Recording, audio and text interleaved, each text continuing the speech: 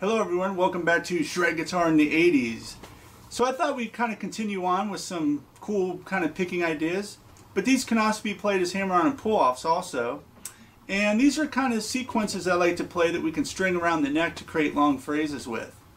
These are really influenced by like Paul Gilbert and Vinnie Moore. A lot of these patterns are in groupings of 2 strings, and when I play I tend to look at everything in groups of 2 strings. So if I was playing a scale, I'd look at the 5th and 6th as a group, the 4th and 3rd as a group, and the 2nd and 1st as a group. And then you're just stringing along these little chunks. And that's kind of the approach I've always taken, and it's really worked well for me. The first pattern we're going to play is a fun one. It's a variation of a few licks that I like to play. And it goes like this.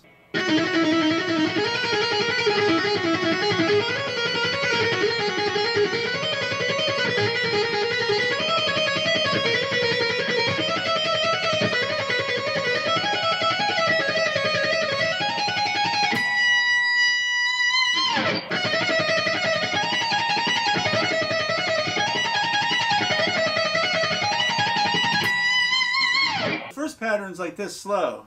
It's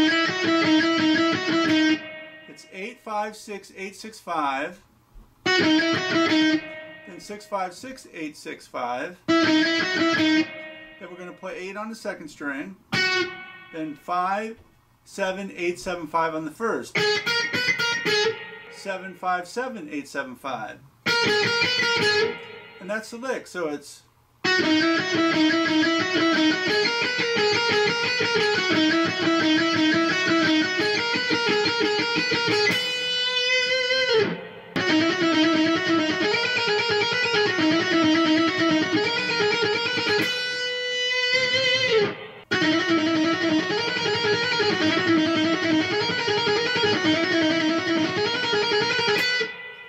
I really like the sound of that, and it's similar to some of the things we've been working on.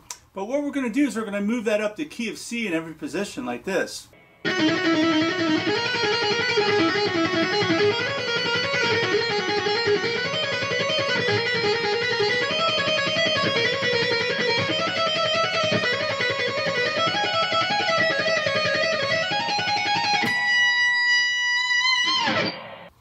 That a lot, and listening to Vinnie Moore and Paul Gilbert, I just wanted that sound. The key to playing a lick like this really is starting on time and really feeling the rhythm, and also when you go to switch to the next string you don't want to rush it.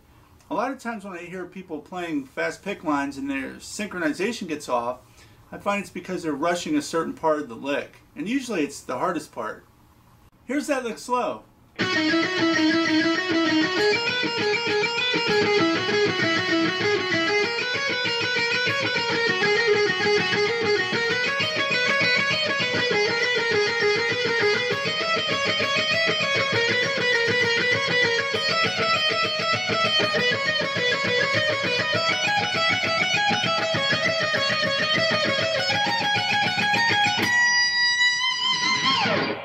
That's a fun little sequence to move around, and the key is to try to keep it going, keep the rhythm going, try to get it in sync and as clean as possible.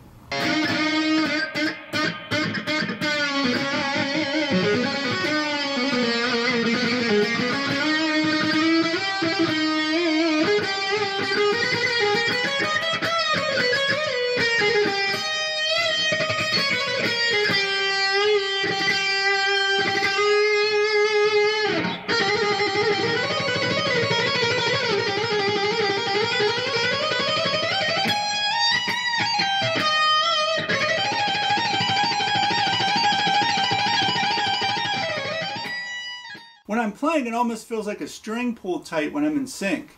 I mean, it's so together, everything's just motoring along, it feels wonderful.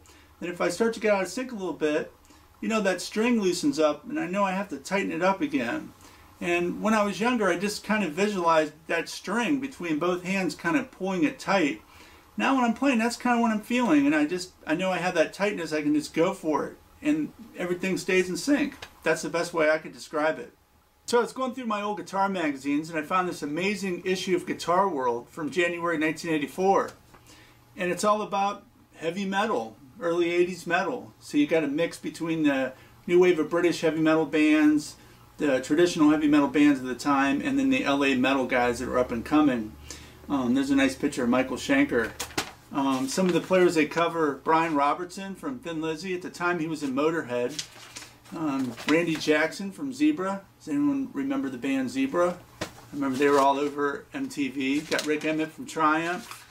Carlos Cavazo from Quiet Riot. And this is when Quiet Riot was just breaking big. I mean, they were the biggest thing in rock, the hottest thing in rock at the time. That album, Mental Health, was just huge. Had a huge impact on the scene. We got the boys from Judas Priest. I love Judas Priest. They're just an amazing band. And then you have the cover story, which features the mighty Van Halen talking about the soon-to-be-released 1984 album. It also has a really cool roundtable interview with Brad Gillis, Pat Thrall, Dave Meniketti, Jeff Watson, and Vivian Cambell. I was really into Vivian at the time, but I'll be talking about that in a second here. The roundtable is really cool. They talk about the state of music at the time, how heavy metal was really popular. They talk about playing with feeling versus just playing fast, you know, the age-old question. They talk about some of the classic bands like Deep Purple. It's a lot of fun to read. This is also the first time I saw a picture of Jakey Lee in a magazine. Ozzy Osbourne's Bark at the Moon was just getting ready to come out, and there's a really cool picture of Jake. It's kind of cool. He's playing one of Randy Rhoads' Jacksons there. I'm not sure if it's actually Randy's, but it's pretty killer. Yeah, the Schenker interview's great. You got the centerfold, which is Randy Rhoads' guitars. Just amazing to think in that era, all the killer guitar, you know, all the iconic guitar players and bands that we know today, you know, they were roaming the earth and larger than life. It was an amazing time to be a guitar player, and it's fun to look back on. Today's CD pick is just a really fun one. It features two great guitar players from the 80s. It's Dio live at Donington. It's a 2-disc set. One concert from 1983 with Vivian Cambell and a concert from 1987 with Craig Goldy. Both amazing. Vivian was just a huge influence on me when I was starting out as a player in the early 80s. I just couldn't get enough Dio. I just love that era of Dio. I mean, the Last in Line album is one of my favorites. The Holy Diver, I mean, what else can you say about that? Vivian's just a really amazing player, I think, for that era. He really stood out. He had all the Gary Moore kind of influences, but he had such an aggressive way of playing, and his rhythm playing was just stellar, and the songs were just amazing. And then Vivian left the band, and he just picked right up with Craig Goldy. And Craig Goldy is a really fine player. They put out the Dream Evil album, which has some just amazing songs on it. Harkens back to the Rainbow Era a little bit. I love like Naked in the Rain and the song Dream Evil. Just so many great tracks on that album also, and their styles were a lot different. Craig was really into Ritchie Blackmore. He kind of was like Blackmore mixed with the LA scene. But really memorable songs, really cool solos.